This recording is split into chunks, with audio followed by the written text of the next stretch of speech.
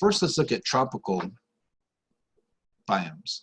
Now, one thing to note is that there are not tropical biomes in California because California does not have a tropical climate. But just for comparison's sake, we'll look at these really quickly just for comparison.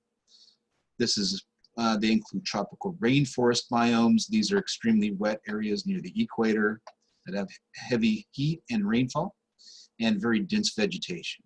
And as you move away from the equator where it's the wettest, you have a bit drier tropical biome or tropical deciduous forests where they have a little bit more seasonality. As you move beyond there, you have what's called tropical scrub. These are where it's starting to dry and you have more of a shrubby environment rather than a tree-dominated environment. And then lastly, as you move away further still from the equator, you have these transitional grasslands called savannas. Savannas are large grasslands where you have a lot of animal life. California does, however, have desert and mid-latitude or steppe grassland biomes. So up around 30 degrees north and 30 degrees south where we have drier climates, we also have drier biomes.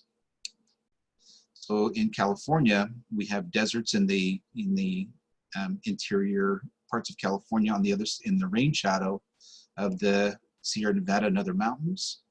And then we also have grassland biomes, especially here in the Central Valley. So this is showing the distribution of desert biomes in the world. They are the driest environments. They have, for example, this is a climograph showing heat and rainfall patterns for different places. And I just want to compare a couple things. The bottom two are steppe or grassland biomes. This one on the left is Fresno, and it gets pretty low rainfall, but it gets some. This is another location in Texas that has a similar amount of rainfall to Fresno, but gets more in the summer, less in the winter. And this top one here is Death Valley, California. In Death Valley, you can see the rainfall, these bars, are extremely low. And if you compare the top one to the bottom two, you can see that that lack of precipitation is really what drives a desert environment. These are some images from different types of desert environments that they can have a different range of vegetation. Each one type of vegetation is adapted to dry conditions, but you could have a bit of variety of the type of living things. That deserts are typically not barren environments. They just have plants that are adapted to those dry conditions. And those are called xerophytic adaptations. So desert vegetation has different ways of coping with a dry environment. As far as humans go, if humans want to grow food in desert environments, irrigation is an absolute requirement because of the lack of rainfall. Steppe grasslands or mid-latitude grasslands are found throughout the world, like in the Great Plains, and this is called the Russian steppe. And this little bit here is the Central Valley of California. If we look closer, this tan color here is where we have the grassland zone of the Central Valley. I should note one thing, that these maps that we have on these slides show the sort of the original or potential vegetation of California.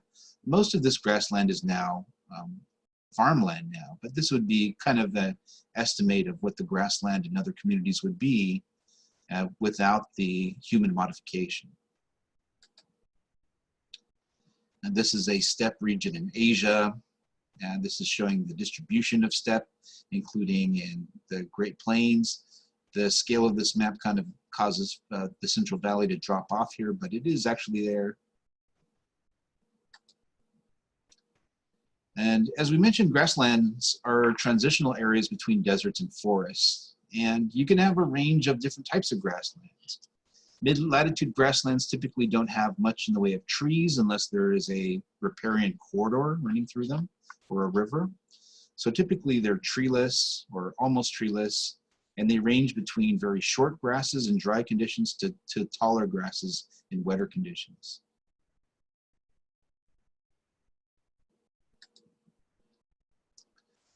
In And grasslands are also home to what we call megafauna, or large animals.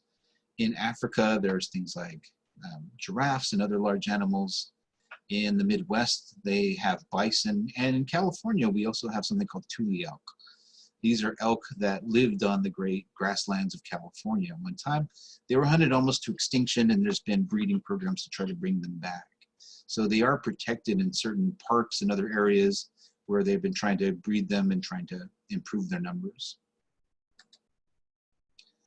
One last component of grasslands in California I want to mention are vernal pools. And within the grassland areas of California, we have what are called freshwater communities, and specifically vernal pools. These are depressions in the ground that fill with water during the rainy season.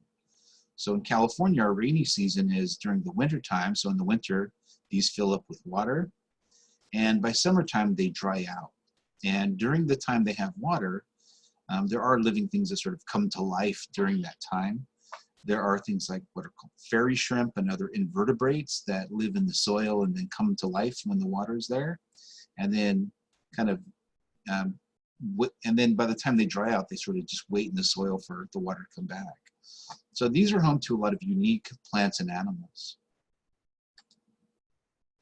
This is a map showing the distribution of vernal pool complexes here in California, especially in the Central Valley.